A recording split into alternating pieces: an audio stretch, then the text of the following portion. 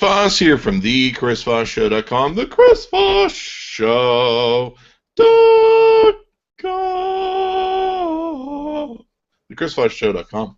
Hey, we're here with Jason Nelly, my good friend from Alabama in the lower United States, somewhere around, I don't know, Cuba or something like that. Hey, how's it going, Jason? Oh, he's Going drinking absolutely already. awesome. He's drinking already. Well, let's see, it's only 7:30 a.m. in the Pacific Coast. It's 9:30 over here, man. Oh, 9:30. Well, excuse me. Nothing like breakfast eggs and champagne or whatever you were drinking there. No, that's wine. That's F. It's just inexpensive red wine. Yeah. Yeah, remind me to find you a sponsor near you. So anyway, guys, we've been meaning to do this, but Jason's been traveling since Dent, and I kind of took a week off after Dent. Dent was so relaxing, we had a hard time getting back into the swing of things. And Jason, I think, has traveled, what did you do, Texas and stuff. We'll hear about that.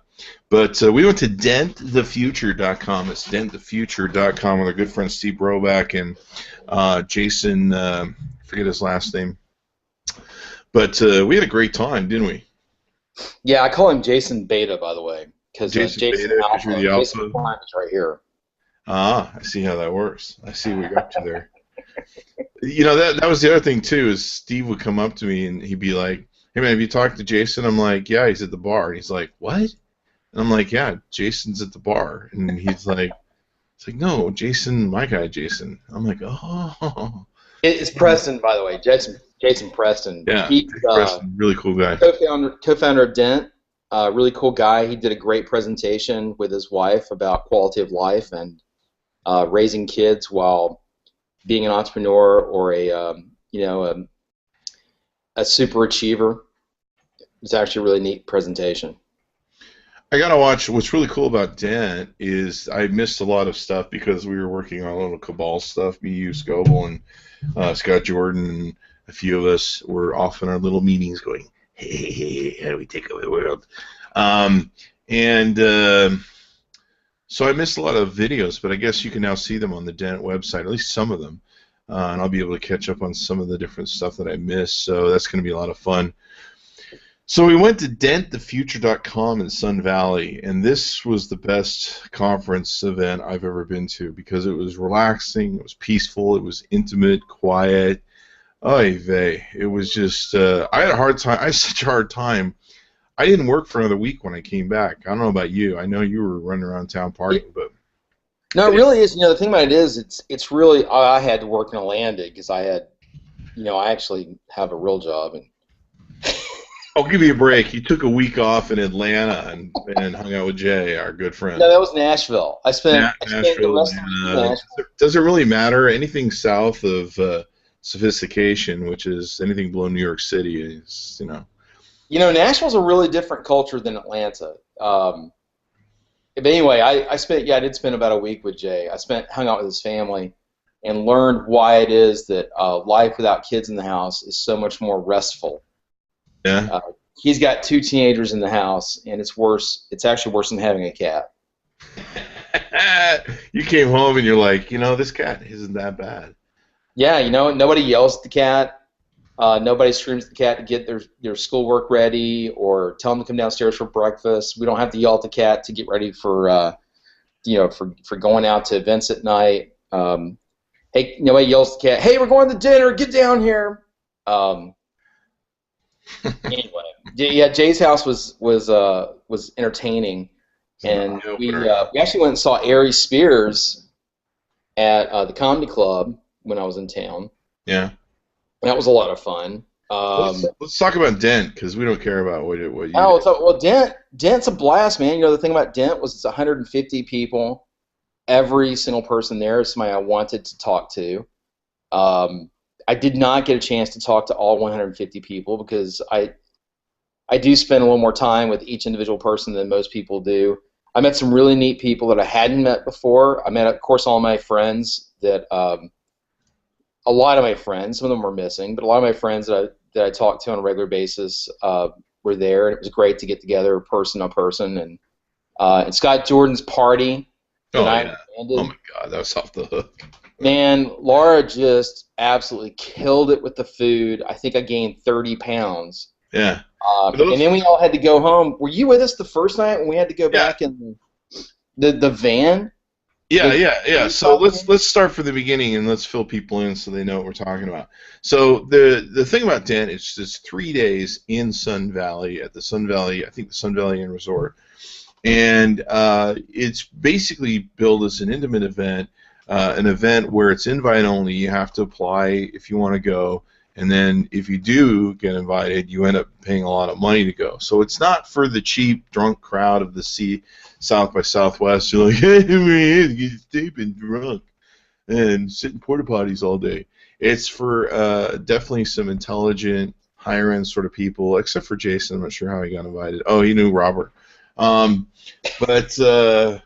it's definitely something for that. But the first night we go there, we're going to a pre-party the night before Dent starts at Scott Jordan, the CEO of Scotty Vest, ScottyVest.com. He's holding a private pre-party in his beautiful house that's built on top of this, on top of his office, and his wife is just this cook. Just an amazing cook, just mind-blowing, and she made this entertainer extraordinaire. Yeah, the woman's amazing, insane.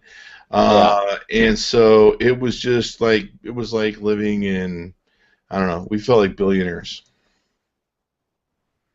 Yeah. Well, Scott. First of all, Scott Did you lock up on us, Chris? Did I? No, you just put your head down. I was like, oh no, Chris is booting down. I'm going to sleep. Chris is like, oh, Jason's talking now. It's time for me to go take a nap. Well, that's usually, yeah. But no, we land, you and I landed, we actually met in Salt Lake City. Had the best, I don't know about you, but it was one of the best Bloody Marys I've ever had at the bar in Salt Lake City. I would say it was the best spicy one that I've ever had. I'm sorry, did I say margarita is a Bloody Mary? Yeah, I would say it was the best Bloody Mary that I've ever had. Spicy Bloody Mary, because that guy put peppers and, geez, he threw like so much spicy stuff in there. It was like eating a Mexican dish. It was just really, that was something else. Yeah, you know, both were blown away. We're like, really? Salt Lake City? Yeah, the guy, like, you know, I mean, we're just like, really? They know booze here? And then we're sitting next to Pete Rose, and we're debating as to whether or not we should bother him. Like, should we bother Pete Rose? No. So that was a lot of fun. Well, there was a guy at the bar that came over and actually started taking photos with him. You were walking out, and you were telling me, you know, that's actually one of the very few celebrities I want to get a picture with, and I'm going to walk away. Is that a good idea? You know, I would have wanted to get a picture of him when I was younger, like maybe 10 years ago. I saw he was in Vegas doing some signings at a collectible shop. And if you just went and bought something for like $60, he'd sign it or something, $25 or something. But, you know, I grew up in, I don't remember the era that well, but I did grow up in the era where I still love baseball and I still love the Pete Rose slide, and that was his great moment. Those were his great moments. I was still a Dodgers fan, so I still love Steve Garvey and stuff, but yeah, Pete Rose, I mean, just nobody loved the game like he did. I mean, he slid, and he didn't have to, but it was just for the look of it, for the action, for the juice. And, you know, I mean, you take risks, and that's I think that's when after that is when baseball really started to die. So I think pretty much I didn't watch. I've been to one ball game since Pete Rose left the game. Yeah, I think that's really when I fell off the map with baseball. I thought it was lame that they'd banned him and banned him for life, you know. And then later, years later, you know, Michael Jordan got in the same sort of trouble, and they just kind of went, well, we're going to give you probation for a year, and once the PR dies down, we'll have you come back. anyway, we digress. So beautiful food at Scott Jordan's house. I mean, just open bar. He had this really cool shit. He's got a 3-story elevator in his house and office. It's the same thing. And so he put in like these blackboard type walls where you could write chalk on them, and then he put blacklight across the top of them. And so you could literally write in different colors of chalk on the blackboards in his elevator, and of course it's blacklit, so it's just glowing. And it was just crazy, crazy fun. Yeah, I got photos I took of us in that elevator. I'm gonna post those up today. And then you took photos of me in the concrete tub that he had right on the floor that we were all gathered on the first, not the first floor, but the entertainment floor. I think we were having too much fun with his house that night. Oh, the shower and the tub. At some point during the party, Chris wants to get a picture of me in the tub, and so we drained the tub because Scott left the tub full of water during the party. We drained the tub. I made Scott pull because I don't know what's in the tub after Scott got into it. I made Scott pull the plug on the tub to drain the water out, and then Scott gives me his rubber ducky. Yeah. So there's photos of me in his tub. Scott's just like, yeah, whatever you guys want to do, yeah, knock yourselves out. He's just like, fucking idiots, stupid motherfuckers. The only time I saw Scott even get the slightest bit uptight was when you told him that I'd put my butt print on the wall in the chalk room. And he didn't even get that uptight about it. He was kind of like, I better go see that before Laura sees it. He was like more concerned about Laura seeing it. Like he really was like, I better go take a look at that. Chris is like, Jason just powdered his butt up with chalk and put butt cheeks on your wall. I told him we did that with the chalk. He was pretty cool about it. Like, I'll buy that. I better go have a look at that. And but no, otherwise he was really cool. I'm trying to find the Dent pictures right now. There it is. Yeah, I mean, we had a really good time. Then I got Scoble in the horse mask, which is a classic photo. People just really love Scoble in the horse mask with his 360-degree GoPro cameras there. I called it the staff of Scoble. Do you have a photo of Scoble on the roof? Yeah, I'm seeing if I can pull these photos up so we can share some of these because they were just cray-cray. We've got video that I posted on YouTube of the house, and these are really separated weird. Why are these? Oh, I'm in the wrong area. Okay, so let's see if we can't show a picture of the layout of food, and we'll start with that. So let's see. Well, it's not one of the greater pictures of the food. Let's see if I got something better. Oh, there's something better right there. All right, so we'll see if we can't bring this up on the camera. So I mean, it was just an extraordinary event. If you didn't get a chance to go there, well, your life's not just gonna be fulfilled. In fact, there you are in your red jacket. So yeah, that awesome. My apologies. These are raw files. So these are raw files, so they're going to be a little blown out with the light and look over like they had too much light in them, which they kind of did, but with the raw files, they don't translate very well on Windows. So you can see here we had candy apples. We had all these knickknacks of candy stuff. Just crazy. And you'll see the staff back there constantly pulling food out, bringing food out to people. They were just like constantly flooding food out from the thing. I got some great photos of Robert. Let's see. Can you see the Robert now? It's not coming over on this side. Not coming over anymore. Let's see. Oh, you know what? I probably have to switch to a different dealio to do that. There we go. You should just slam all those photos up in one big album and tell people to go check it out on your Facebook. I kind of did. As we did the event, I jammed them out JPEG cheapwise and uploaded them, and then I took in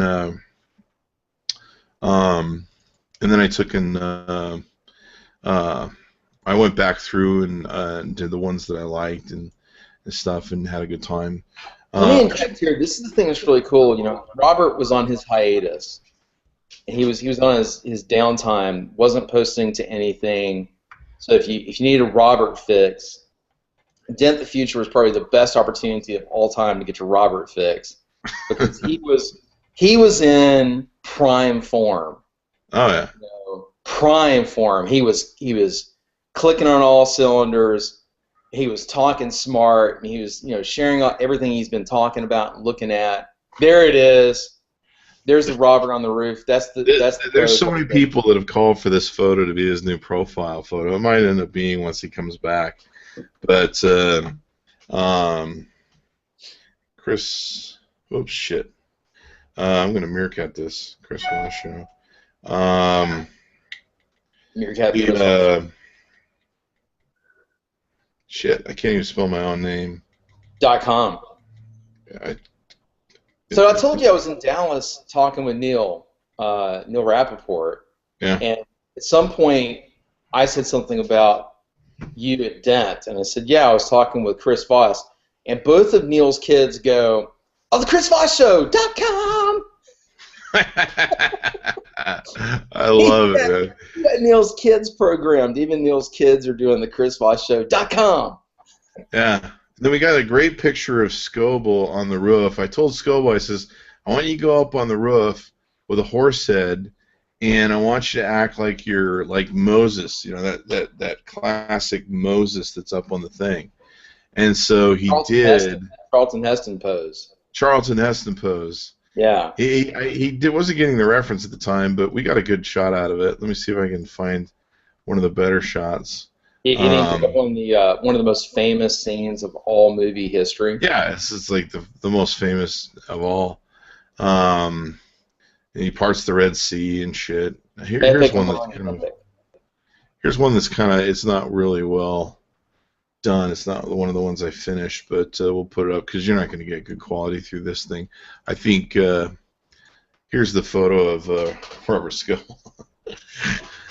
And it was really funny because here he is. He's up on top of the roof, screaming at people, and like half the people aren't even noticing that there's a crazy horsehead guy on the roof.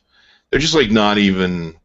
They're not even. You're just kind of like, oh, so how do you like the taste of your beer? Do you like that beer? Is that a good beer? And and so it was just crazy. It was crazy. Like half the people were noticing. And then what pissed me off is I had a couple people jumping in my way, like, oh, that's cool. We want to take a picture. I'm like, hey, I set this up. Get out of my way, man. This is my. You can take a picture. Get out of the way. Get out of the way. So that was a lot of fun. Let's see if we can find some more pictures to share. But yeah, it was a great time at his house. His house is just immaculately beautiful. We had a lot of fun with fisheye shots. I think here's you in the shower.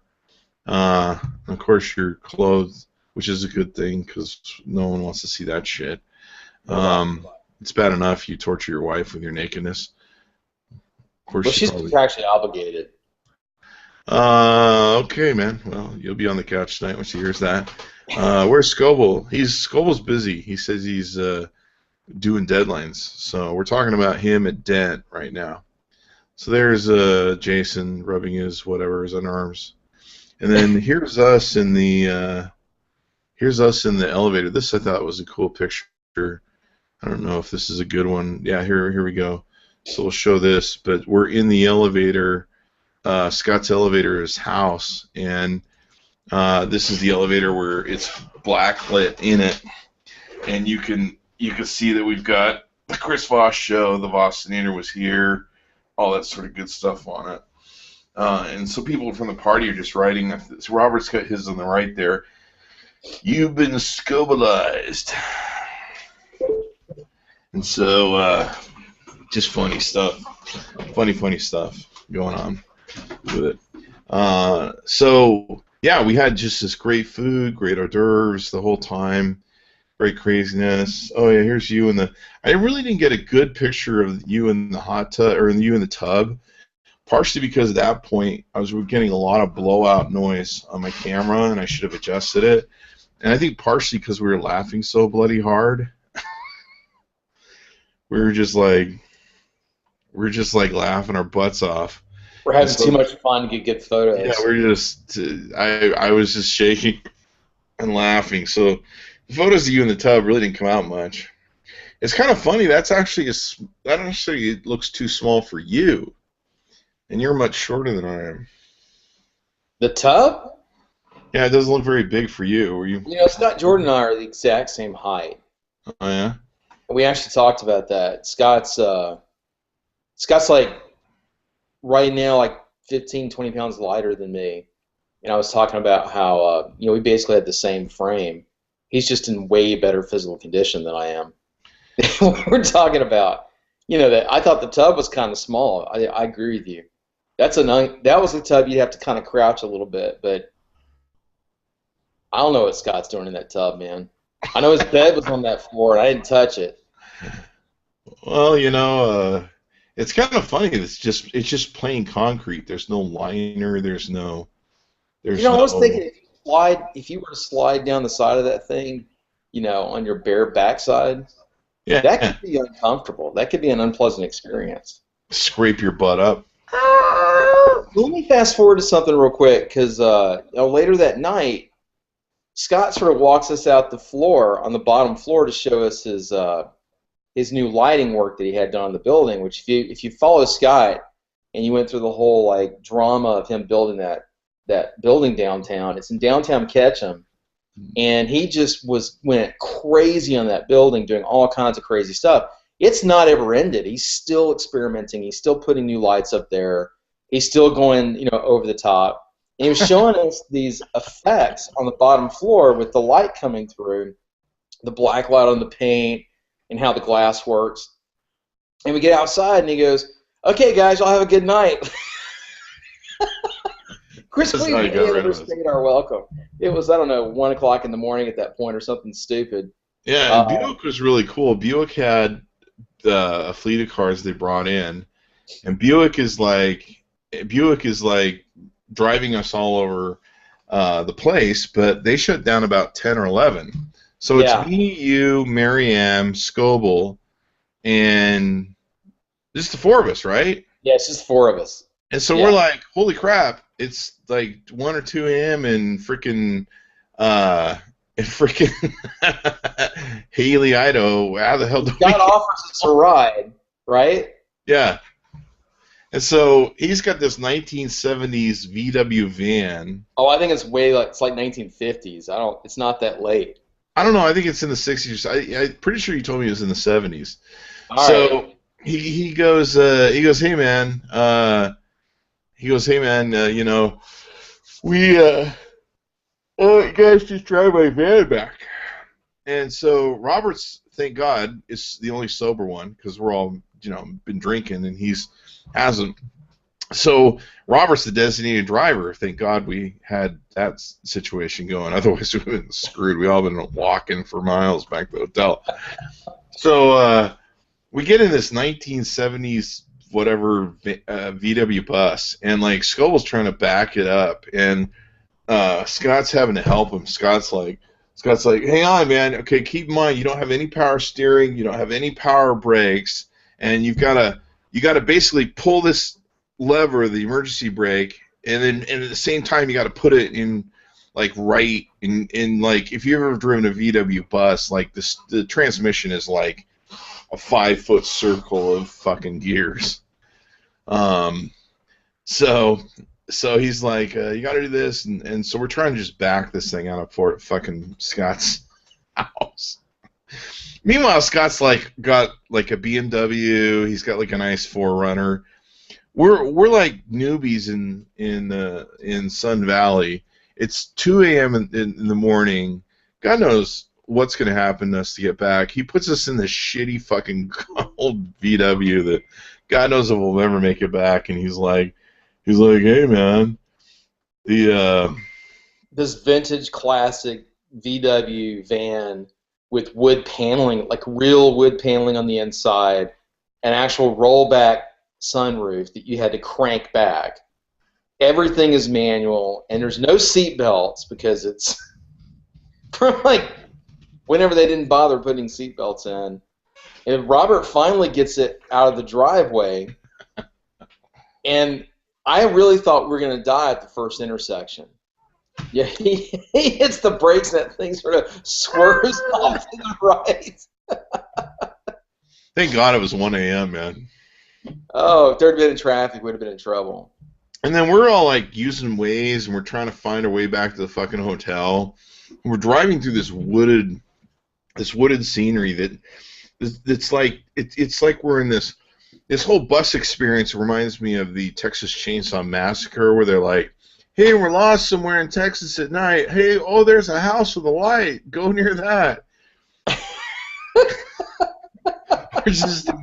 We're in the frickin' woods where the hills have eyes and shit. We're just like trying to find our way around. Man, that was absolutely gorgeous. It was funny. And so we get like almost back to the hotel, and then Waze is telling us to turn back around and go towards the city. And it was just a hoot. So finally we got home. We never thought we were getting home. I'm like, hey, I think I saw somebody on the side of the road with a chainsaw. Should we pick him up? And Mary Ann's going, oh my God, Chris, your son.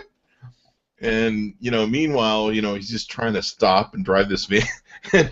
And I guess we found out the next morning, one of the tires was like almost flat. It was like down to like 5 pounds.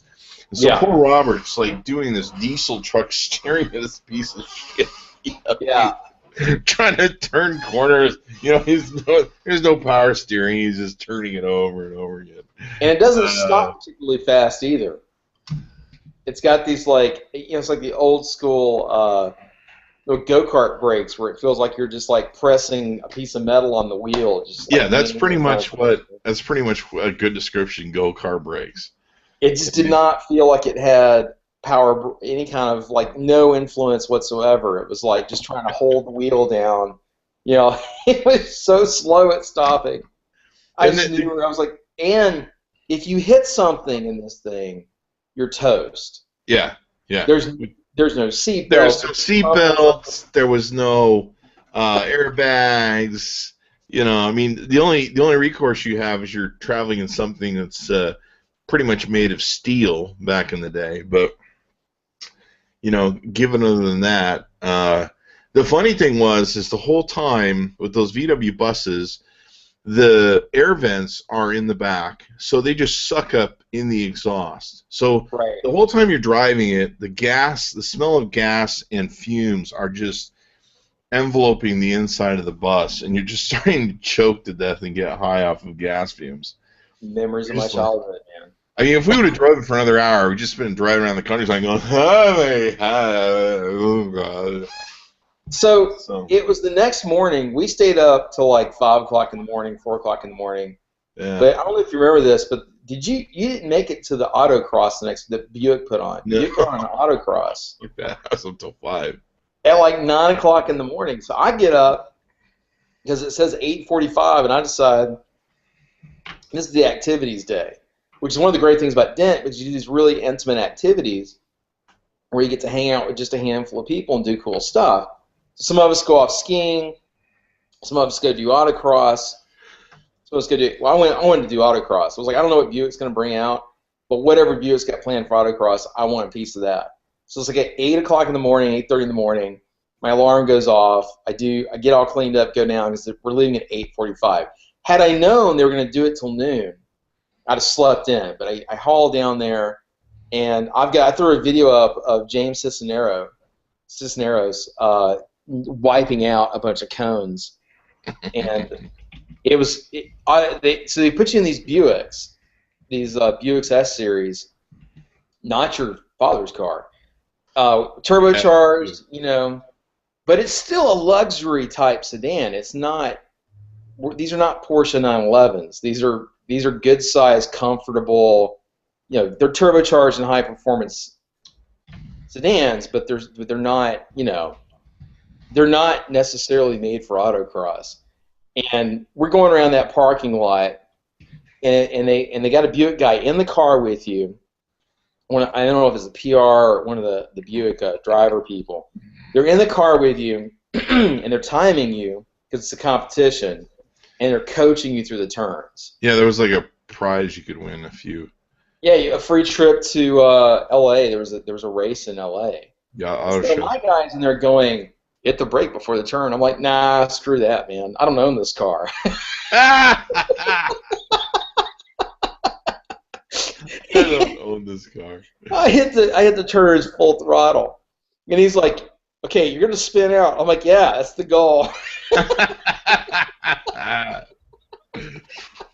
I told him, I says, if I would have showed up, I would have just like did what you're not supposed to do, and I just would have ran like over every single cone. James took out 5. He was the only guy I saw that took out cones. Everybody seemed to be, this crew, these are smart people, and they're disciplined people. And so, like, most people were kind of trying to do what they were supposed to do. James took a corner way too fast, and he takes out, like, 5 cones. He went out before me, and I was watching him. So I watched a couple of people before I went. And then I went out, and I just, I was like, this is, and I told somebody before I got in the car, I was like, man, this is not my car. It's not even a rental.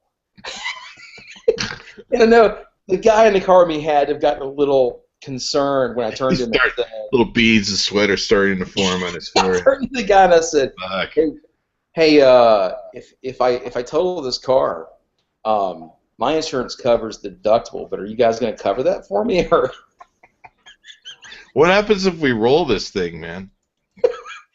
But you know what? I'm not planning on. I'm just asking. I beat that car hard, man. I really took it hard, and it didn't. I got to tell you, man, the Buick S-Series, it corners better than you would think. It's a nice, comfortable, it's a nice sedan. It's a super, super comfortable car. And they were really those nice corners, it really took the corners well. Yeah, they were really nice. We felt like we were driving around in limos at Dent. I wish I could have got the one that was. I wish I could have got the one. They were offering for me to drive it, but I kept screwing around doing stuff. The beautiful Buick that was convertible they had. It was kind of parked mostly to be like an image car, but they're like, you can drive it, Chris, if you want. But I didn't get to it because I was screwing around with you probably. The Buick guys, it was really nice to have somebody drive me around because they would just pick you up and take you anywhere. Yeah, the funny thing was I ditched you guys and went over to the Pioneer Saloon because I wanted to try their steaks because they had the best Yelp rating in Haley. And I ate there the second night I was there. Oh, God. Wow, that was awesome. So I go over there, and I'm like, man, I don't want to walk a block back to the Buicks. And I really didn't want to get caught up in the whole thing. That last party was just not my style. And so because it was just, I don't know, house music or something annoyingly being played over everything, and I was partied out at that point. I just wanted some peace and quiet. And so I called the Sun Valley Canyon Inn. I'm like, hey, man, can you guys send the truck by to come get me and shit? And they go, no, you're with the Buick crowd. You have to wait for the Buicks or walk over to the Buicks. I'm like, wow, man, I can't get the hotel to come pick me up. It's all Buick's got it locked down. So they took really good care of us, and the Buicks were a lot of fun. The Buick guys actually came and picked me up. We went up to the top of the mountain. Did you? Yeah, we went up to one of the ski lifts. Went up to the top to the bars up on the top. Could you drove up there?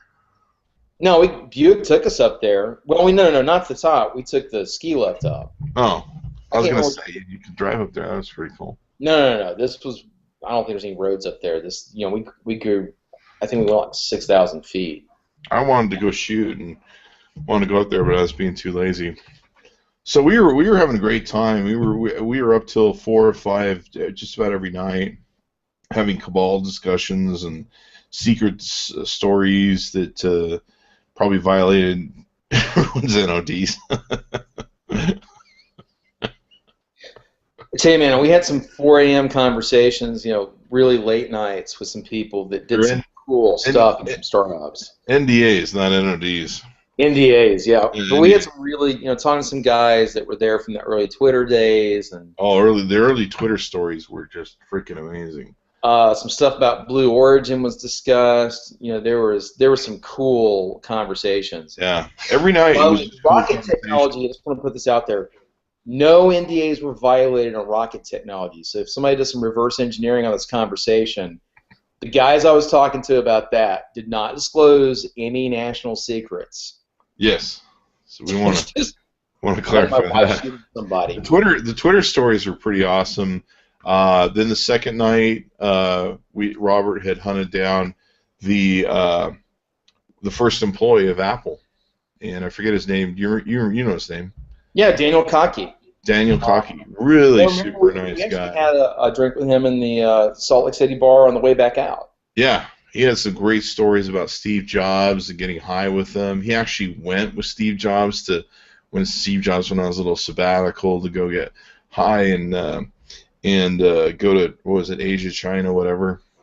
And so he had some great stories, and he just hung out with all these really cool people. I mean, it seems like if you had a Dent badge, it was just awesome. You can go to dentthefuture, by the way.com, dentthefuture.com, to see this and sign up for 2016. But for me, it was the best thing ever because it was really homey being in Sun Valley. It was really peaceful, kind of relaxing.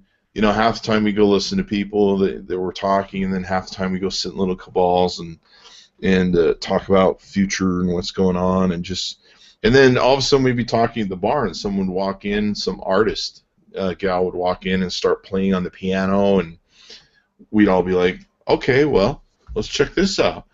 And so it was just this wonderful, intimate sort of experience that was just awesome. It was great. It was peaceful, relaxing. It was like a retreat, but it was business. But you really felt like you were in a giant 150-person family. You know, that was Tay Phoenix, by the way, that walked in. She walked over to our group, and she said, do you guys mind if I play at the piano? And I was like, are you asking for permission to entertain us? Is a private concert? May I please give you a private concert? Would you be bothered so much as to let me give you a private concert? Yeah. And so so we did meerkatting for like an hour, screwing around, and so we meerkat her, and I got her permission to put the video up. It's not high quality because it's meerkat quality, but that's okay because, you know, she's an artist. She doesn't want high quality stuff out there that people aren't paying for. But we just recorded the whole thing, and it was just serendipity as to how it came out. It was just so awesome as to what it was, and just a great experience. And then what did we do the third night? Dinners, man. We broke up remember we went off into the second. Oh, that's right. The cool thing about Dent is they make you break up into dinners and lunches and stuff, and they kind of force you to network and meet new people and establish new relationships and stuff. I'm rubbing my arm. My arm's been hurting me, so I'm giving a tennis ball rub here. Just awesome. We met really good people. You end up sitting with people that you don't normally sit with. I met all the folks from Buick. Oh, there was the guy from Craigslist, the Craig Newmark. Yeah, Craig Newmark was simulating social interaction. That was his presentation. I don't know if you had a chance to watch him. No. One of the funniest talks I've ever seen. He was so funny. Like, people told me, they're like, he loves talking about his birds. Like, he's really, oh my goodness. I asked him about I asked him about bird watching, and he talked for 5 or 10 minutes, talking about these, you know, watching the birds come in at his house, and yeah, he is passionate about his politics. He's passionate about his birds. He's passionate about reading. He talked about his reading list. This guy reads some ridiculous, I forget, it was like 8 novels a month he reads. Wow. In addition to his, and he consumes all kinds of news. The guy is just, his appetite for learning and reading is. You know, the funny thing is so many startups have come out of Craigslist partitions.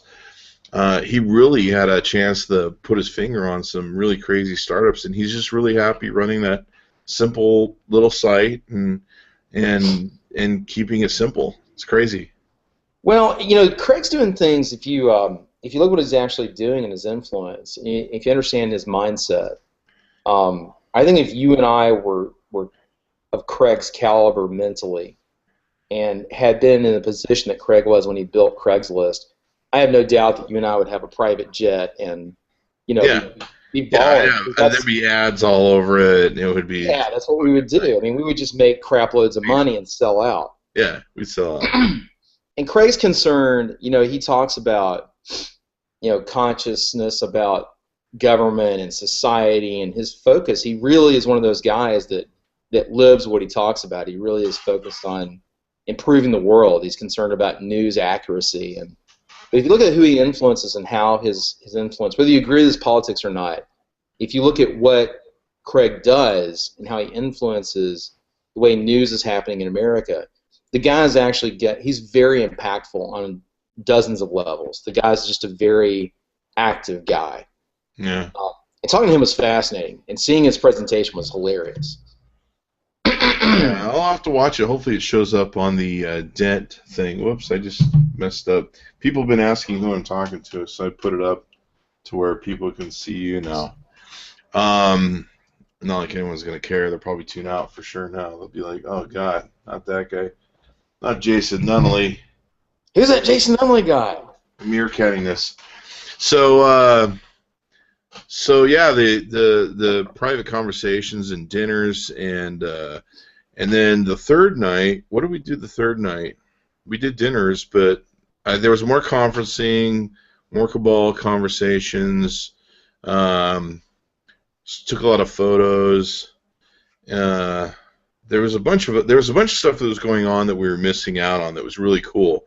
Like one was an early morning thing where they got up and they tracked some wolves and they were doing wolf howling lessons, to call out to wolves. Wolfman. Yeah, the Wolfman took everybody out and tracked wolves. Yeah, the beautiful part about this was it was very eclectic, and we had some very eclectic people that came and they were just amazing what they were doing and saying and stuff.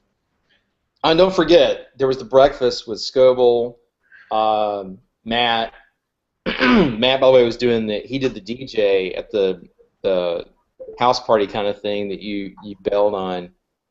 People were dancing. Now it was crazy watching these people dance. There were some dancers there were some serious skills showed off. And Matt was he was Matt just killing McKenna. it. He DJ'd. That was awesome.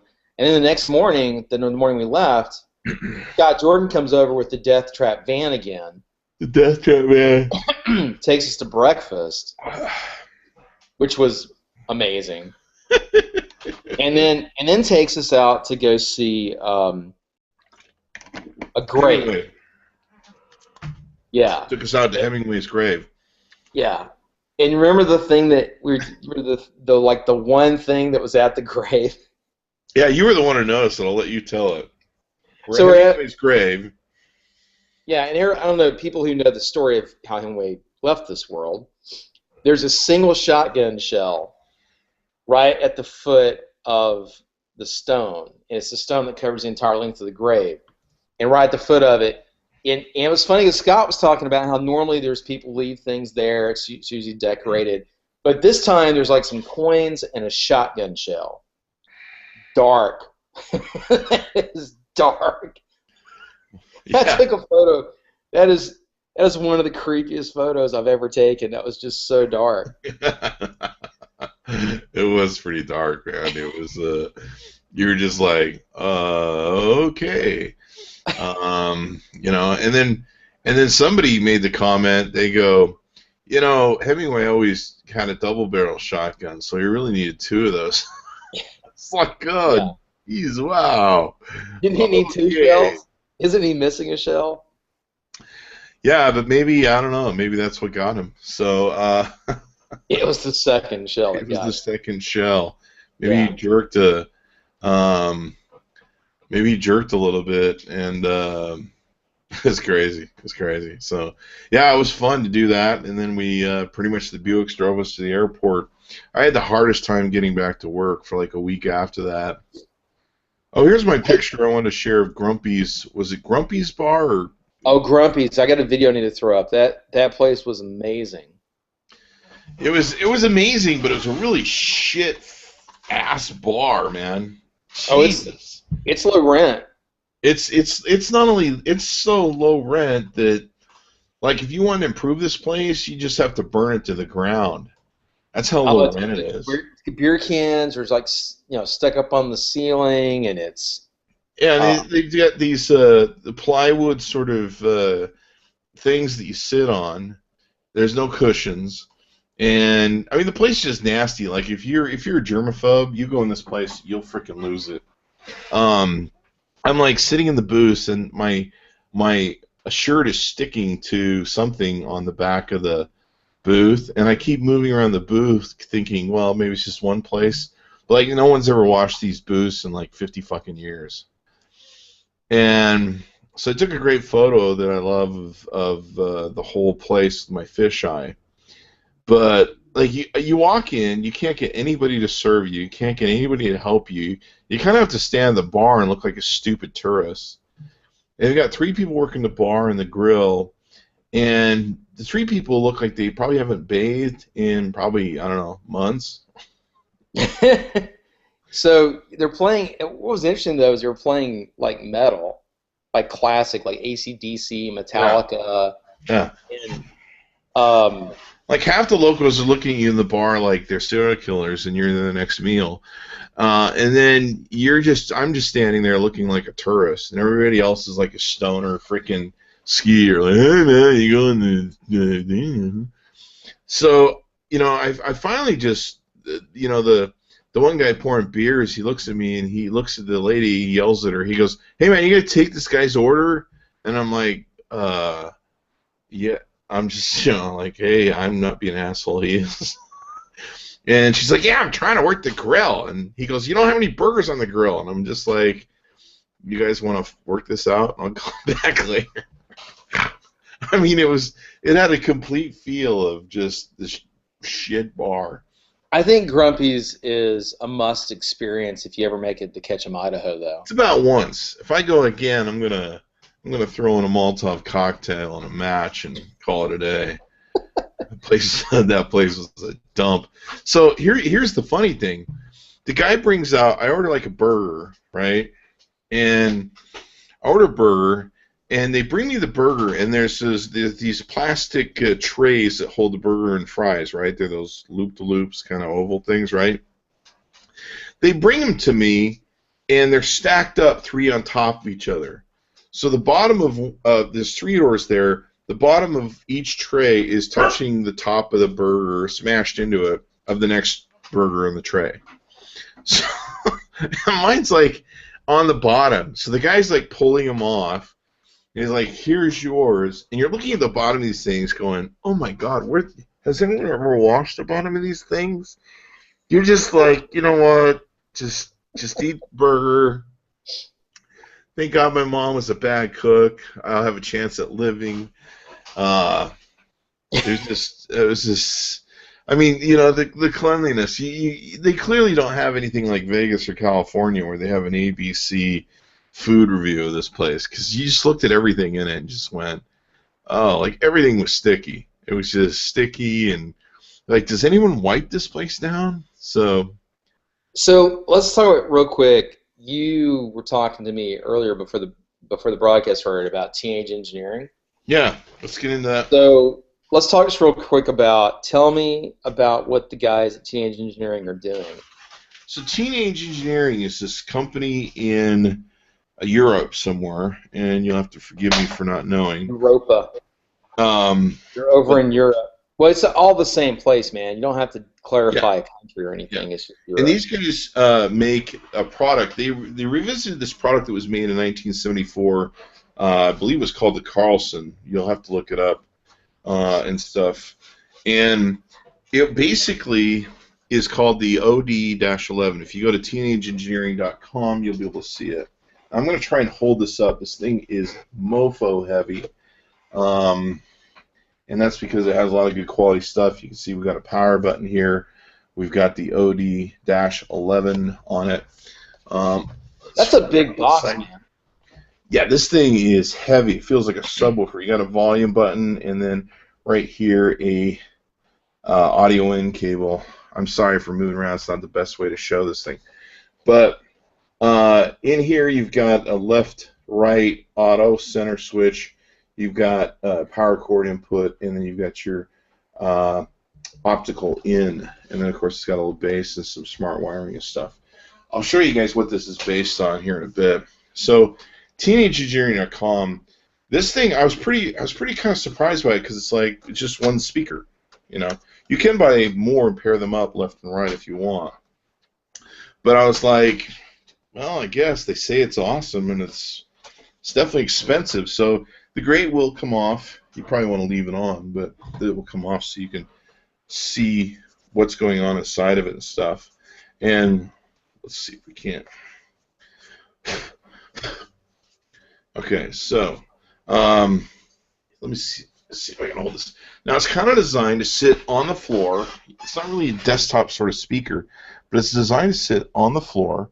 And what you have is you got your tweeter that's right here, and you kind of set it on the corner where you've got the power and the thing. You can kind of aim it towards you. That's what I've kind of found I liked. You don't even have to really do that, and I'll show you why. But there's a mid speaker that's right here. And then down here in this hole that you see behind the tweeter is this warm, beautiful bass sound that comes out. And it's beautiful. I mean, it's just... I've never heard a sort of bass that comes out of this thing. It's just really warm. It's definitely heavy. It's definitely thuddy. But it has this warm aspect to it that just glows. And you just sit there and go, oh, that feels good. It just kind of envelopes you like a blanket. So, and it all comes out of here. That's it. That's the speaker. So is this a pair of speakers, or you actually just run your music through one speaker? It's got a 3-switch on it where you can switch between left, right, and auto, which is just kind of your center if you only have one. They're $1,000 a piece, so if you want two of them, you're gonna have to get two of them, spend $2,000, flip the switch so one's the right and one's the left, and you can put them in corners. But what I did is, to test it, we set it right by my desk, and I of course have the really nice Blue Sound speakers above my head that I use. We've got the Blue Sound Vault over there, and I think people can see the JBL stuff there in the back. And so I put this on the floor and kind of pointed at me, and the sound off of it is just exquisite. It competes very well with the Blue Sound Pulse that I have. But just this warm bass that comes up. I can hear the layers of the music. The Steely Dan just sounds awesome in it, because Steely Dan did a really good mastering and engineering job of their music. And so let me see if I can pull you this up. But it was based on this 1974 design that is really neat. There's like a whole huge sort of audio history to this thing. And it's got a really cool app to it. It's got a really cool thing. Now, the nice thing about this, too, is it's got a computer inside of it, so you can do wireless. It's $9.95, so you can do wireless. You can send Spotify to it. You can send other apps, cloud apps to it. It's totally redesigned for the future. But this thing was originally called the Carlson, and it was a ortho-directional loudspeaker by Stig Carlson in 1974. And so they've updated. I'll show you a picture here. But I just fell in love with this thing. It's really great. In fact, I asked them if we can keep it, and we want to promote it and talk about it some more. I like keeping, everyone comes to me, you know how it is, Jason. Everyone comes to me and they go, okay, Chris, you reviewed that product, but what are you using every day? And so I'm always like, well, let me tell you the secrets of what Chris Voss listens to. Because the great thing about my job is I get to keep all the best stuff. So I asked him if we could hold on to this and be able to keep talking about it over the next 4 to 6 months, because it really is unique. So can you see this on the screen? Yeah, I can see it. So I remember this actually. I remember the designs, the high-end speakers they were building back in the mid and late 70s. With the music was different, and the way things were mixed down was really really subtle, complex. You're talking about Steely Dan. There's not a lot of modern artists that mix music like that now. Yeah. But if you're into really eclectic music, especially if you're into some of the classic stuff, it's hard to get. These modern speakers just don't do it justice. Yeah, they just don't, especially the way they interpret sound. And I don't believe there's a DAC in this like there is in my Blue Sound. My Blue Sounds are really awesome speakers because they've got a DAC in them and how they interpret. And of course, Robert and I have talked about the Ponos that were given to him by Neil Young. which I have not gotten Neil Young to give me a Pono yet. But as soon as I get close enough to What? it, Neil didn't give you a Pono? I haven't bumped into him. Scoble's Oh, okay. hanging out with him and people. But this is I thought this was really interesting, the history on this speaker. So it comes from a genetic DNA that goes back a long time. And the first album I played through this speaker, and it's usually an album I go to, was I played Steely Dan's Gaucho. And Gaucho was when they were really hitting on all cylinders on Steely Dan. They had, they had everything just going really well for them and what they were mastering and engineering. And just the sound of it, it's much like my blues sounds, where I can hear the layers, I can hear the background music, and it pops out at you at times, and you could really hear the depth of it. It's like sitting in the studio, and you can hear it. And then what's really wild is that bass, that warm bass that comes out, just makes you want to hug it. So it looks a little bit. It reminds me a little bit of the bass reflex era. Does it have a port on the bottom, or is that a bass reflex? I think there's a port on the bottom of it. Let me show you. I want to show you a picture of what this thing looks like internally, because it's pretty crazy how this thing's set up. It's really neat. I mean, this is one of these neat products that I like, and I'll talk about. Hey, there's your cat on top of it. So they make some really cool other eclectic products. I've got to get one. I need a place for my cat to hang out. Yeah, you probably don't want that because your cat will get hair on this thing. I already started getting some dog hair in it. But how do I get to where I was going? I'm at the products. I'm not smart enough to. I got to click on the thing. Duh. Click on it, Chris. So there's the Carlson story where they talk about Stig Carlson, the Swedish sound genius. These guys are from Sweden. That's where they're from. And so they made these beautiful Enoic chambers, music, different stuff that they did. Really beautiful design. He was a sound engineer, so this guy knew his stuff when he made it back then. Oh, wow, look, here's some of the speakers. There's one from 1972, 1975, 1994. Looks like he made quite a few speakers. Of these Carlson speakers. So these guys, I guess, have taken legacy to the next thing. But check this out. This is what the inside looks like. Check out how crazy this looks with the horn and everything. Oh, can you see it, or do I need to? Oh, yeah. There you go. So, so this thing is crazy in how it's set up. Oops, looks like it kicked you off. I told it to quit sharing, and on one screen we went to another. So this thing is crazy in how it's built. So you've got your midwoofer here, you've got your tweeter here, and then you've got this area where the bass comes in.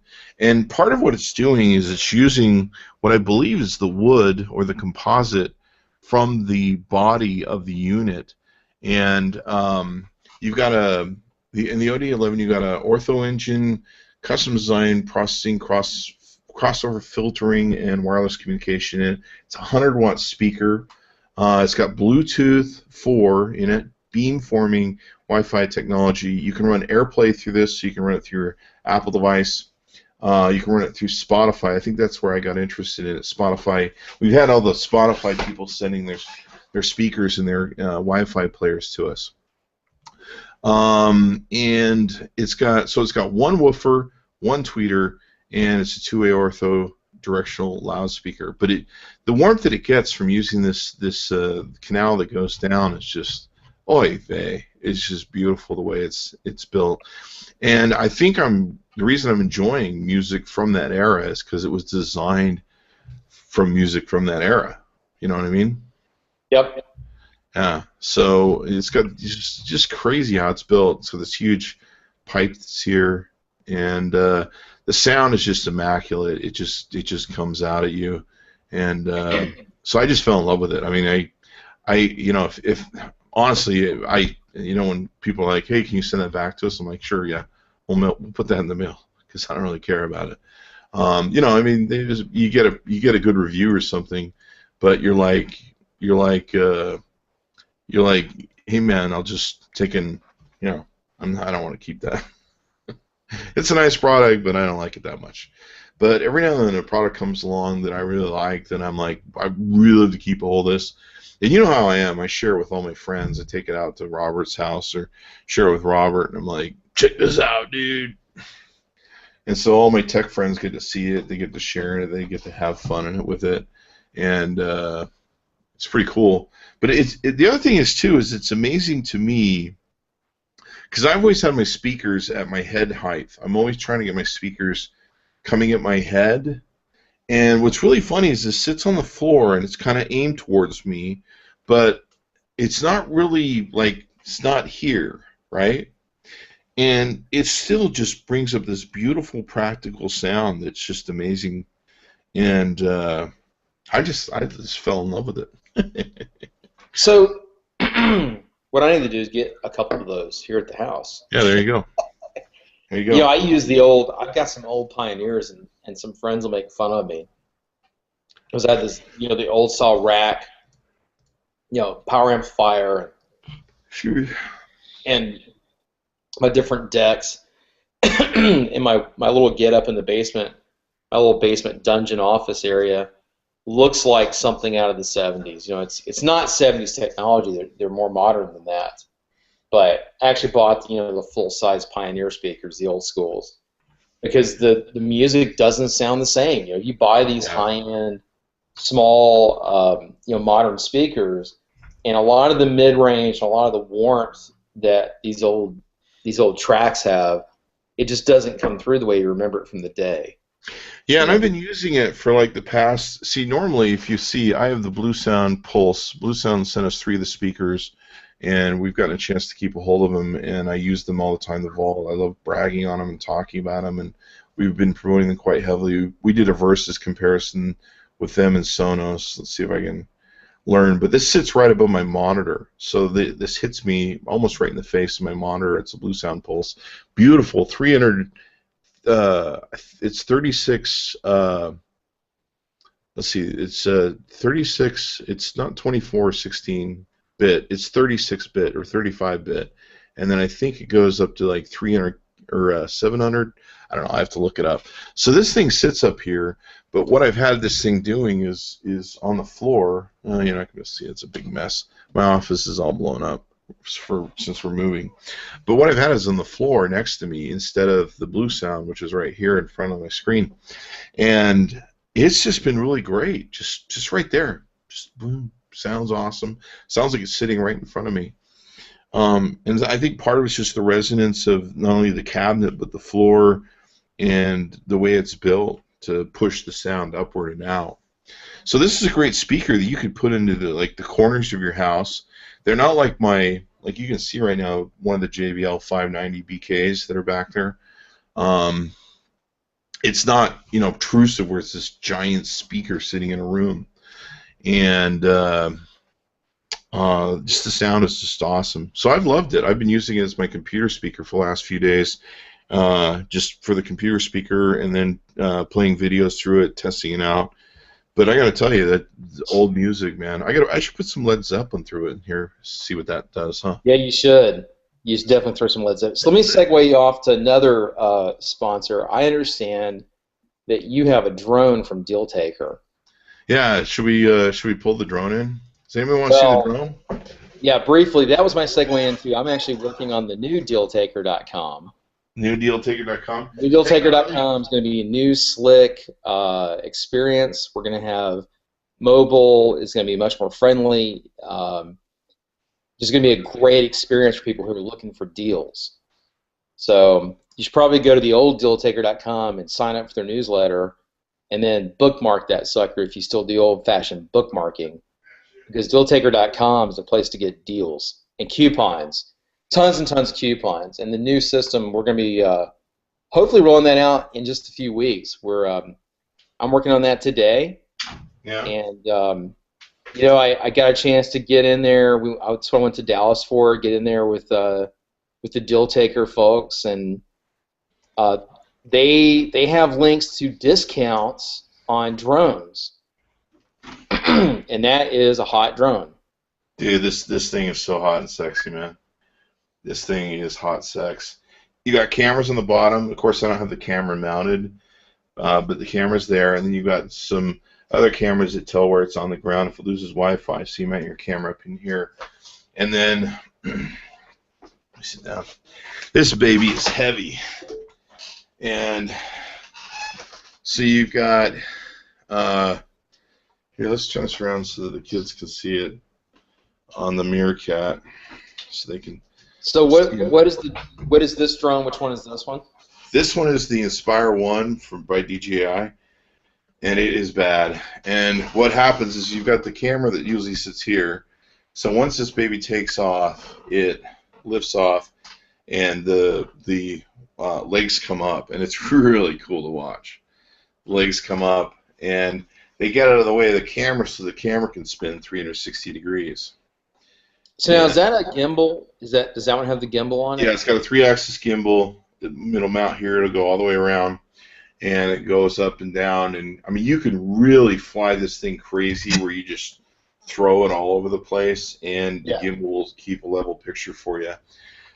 I just got the new 5700 milliamp hour battery, and half the weight on here is the battery. I actually need 2 hands to do this. So let's see. So this is really cool. The DealTrader sponsor this with us. Here's the battery, and it's heavy. It's like, I don't know, it's 2 or 3 pounds or something like that. It's about half the weight of the unit. And fortunately, the price came down there, $200.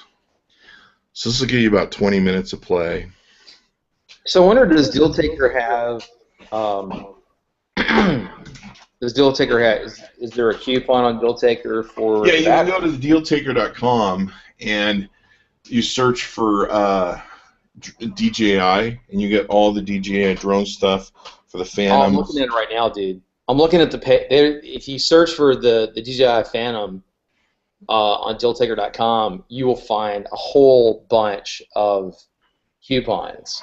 Yeah. And they are deep coupons, man. They got awesome coupons here. Yeah, people that were looking at the coupons the other night when I was talking about this, I think on Meerkat or something, they were just going like, "Holy crap, that's some good deals." We're not talking about $20 off, people. We're talking about deep 200 coupons. 200 Big discount coupons. Yeah. It's pretty Can you cool. believe that people would pay retail? Can you imagine anybody would ever pay retail? Now, when you're going to pay $3,400 or something like that with DealTrader, and I've got the 2 controller ones, so we're going to do some videos. We're calling it the DealTrader controller, or DealTrader drone. So we're going to do some cool videos with that. What's nice is it matches my Teenage Engineering OD11, white and black. Yeah, I knew Neil for a while, but I did not realize just what kind of an idiot I've been not doing all my shopping through DealTrader, because you just click on the click on the links off of DealTrader and use those coupons, and deep discounts on stuff. I feel like an idiot for ever just going to Amazon and buying something. Yeah, they have like every coupon of just about everything under the sun there, which is pretty crazy. They just work so diligently to get really killer discounts, and it's easy to use the site. You go on there, search what you want. It's super easy to find what you need. Bing, bada, It's a great site now, and it's going to be even more awesomer when we roll out the new one in several weeks. Yeah. So we got the DealTrader drone. We'll be flying that. I'm actually going to go test the new battery out today, make sure all the cells are good, and test the new battery out, fly it, probably do some video. We're going to finish the review on it. So yeah, really cool, 2 exciting products that came back to the Teenage Engineering OD11 and this DJI Inspire. Now tomorrow, DJI is announcing a new drone, which everyone is anticipating is going to be called the Phantom 3, and that will probably be a great time to get a hold of those DealTrader coupons, because they'll probably drop the price on the Phantom 2 Vision Plus, and you'll be able to scoop in and clean up, if you will. So, should be cool that way. Awesome sauce. Yeah. So, wrap it up, Dent. Dent was awesome. You can go to dentthefuture.com, check out dentthefuture.com. You want to sign up for next year. It was a lot of cool people, a lot of founders, VCs, people that you don't get a chance to hang with. And if you do go to an event and they're there, you're not really going to get a chance to meet them. But the cool thing about Dent was everyone was just like a family. If you had a Dent badge, you could talk to anyone and hang out with anyone. One of the first people who had ever gone to Dent was a VC, I believe, and he brought in like probably several thousands of dollars worth of his private wine cellar, and we actually had, as Dent supporters in promoting it, a little private wine tasting session, and it was just, I don't know how much he brought in. It must have been a few $1,000s, and he shared it with us. Just wonderful guy. So just a great experience at Serendipity at Dent. If you guys get a chance, check out Teenage Engineering, the OD11-11, and you can see the review on the Chris Voss Show. We have that up. It's just an immaculate speaker. I'm super impressed with it, and if you're an old rocker like me, you're actually going to enjoy it more, especially if you like the old classics, I think. And I'm going to do more experimenting with it. We're going to do some other promotional stuff with it, experimenting with it. We're going to play some old rock and roll through it and really test it out. I want to show it to Robert Scoble and Scott Jordan and a few other people too. And then you can also check out DealTrader.com, the DJI Inspire 1 drone. So how about them apples? Oy vey, too much fun this month. We got to come up with a bunch of fun stuff this month, Jason. How are we gonna top last month? Well, I'm going to be topping this month by launching some product. I'll have to take a month off of partying to actually work. It's a real bummer, I know, but the cool thing is people get really cool product when I get done with my actual work. I'm going to hopefully be in NAB next week. I'm kind of dealing with moving the office, so if things go as planned, hopefully I'll be in NAB. And then there's something else in May I think I have to go to. There's Collision in Vegas, and then there's some other thing I'm supposed to go to. But there's NAB, Collision, CTA. There's some other thing that I have to press. So it'll be fun. Check it out. Where can people find you on the internet, Jason? What's your Twitter handle and all that good stuff? You can find me all over the place at 5 Day App, DAYAPP. So it's number 5 DAYAPP.